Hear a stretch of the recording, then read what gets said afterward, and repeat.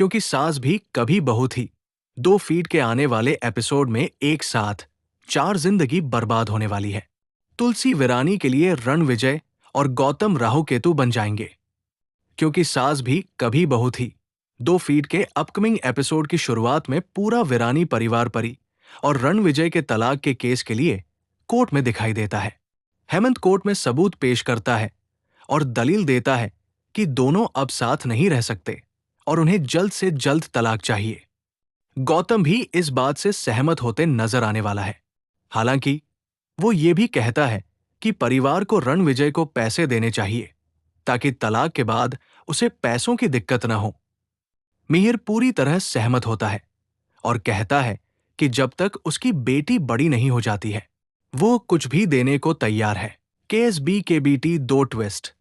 तुलसी का बिखर जाएगा खुशियों का संसार। वीरानी के लिए रणविजय और गौतम बने राहु केतु। क्योंकि सास भी कभी बहू थी क्योंकि सास भी कभी बहू थी 2 फीट के आने वाले एपिसोड में एक साथ 4 जिंदगी बर्बाद होने वाली है। तुलसी वीरानी के लिए रणविजय और गौतम राहु केतु बन जाएंगे। क्योंकि सास भी कभी बहू थी 2 फीट के अपकमिंग एपिसोड की शुरुआत में पूरा वीरानी परिवार परी और रणविजय के तलाक के केस के लिए कोर्ट में दिखाई देता है। हेमंत कोर्ट में सबूत पेश करता है और दलील देता है कि दोनों अब साथ नहीं रह सकते और उन्हें जल्द से जल्द तलाक चाहिए। गौतम भी इस बात से सहमत होते नजर आने वाला है। हालांकि वो ये भी कहता है कि परिवार को रणविजय को पैसे देने चाहिए ताकि तलाक के बाद उसे पैसों की दिक्कत न हो। मिहिर पूरी तरह सहमत होता है और कहता है कि जब तक उसकी बेटी बड़ी नहीं हो जाती है वो कुछ भी देने को कोर्ट में तुलसी का बेटा गौतम, जो अब उनका दुश्मन बन गया है, वो जोर देता है कि बेटी की कस्टडी रणविजय को दी जाए क्योंकि वो उसकी ठीक से देखभाल कर पाएगा। हालांकि परी इस बात का विरोध करती है और कहती है कि वो उससे उतना प्यार नहीं करता जितना वो करती है और वो उसकी ठीक से देखभाल नहीं कर पाएगा। सभी पक्षों को सुनने के बाद जज कहते हैं कि हम थोड़ी देर का ब्रेक लेंगे और फाइनल फैसले के साथ वापस आएंगे। इस बीच परी और तुलसी इस मामले पर बात करते हैं। परी बताती है कि रणविजय उनके साथ ये सब क्यों कर रहा है और उसे गरिमा की कस्टडी मांगने का हक कैसे मिला। परी पर टूटा दुखों का पहाड़।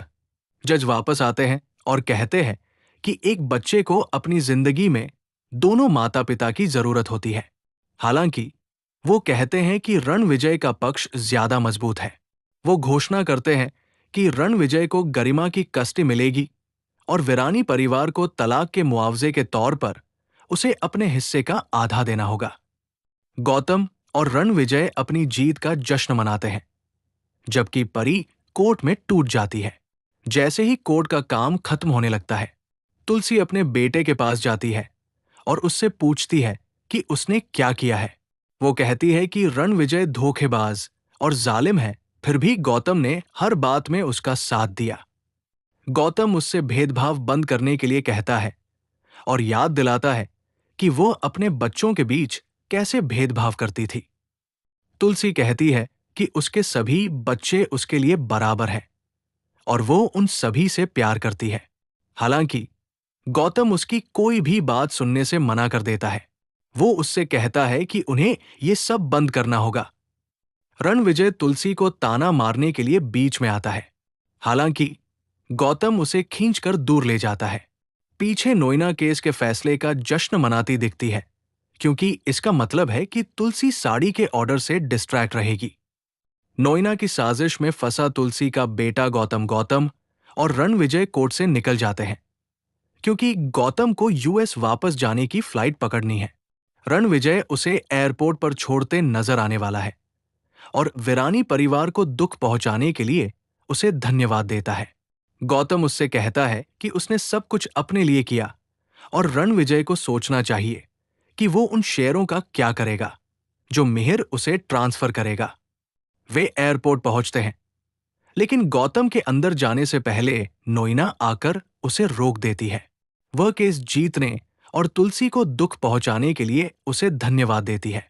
गौतम उससे कहता है कि उसने उसके लिए कुछ नहीं किया और वो परिवार के साथ जो भी बुरा कर रही है उसमें वो उसका साथ देता है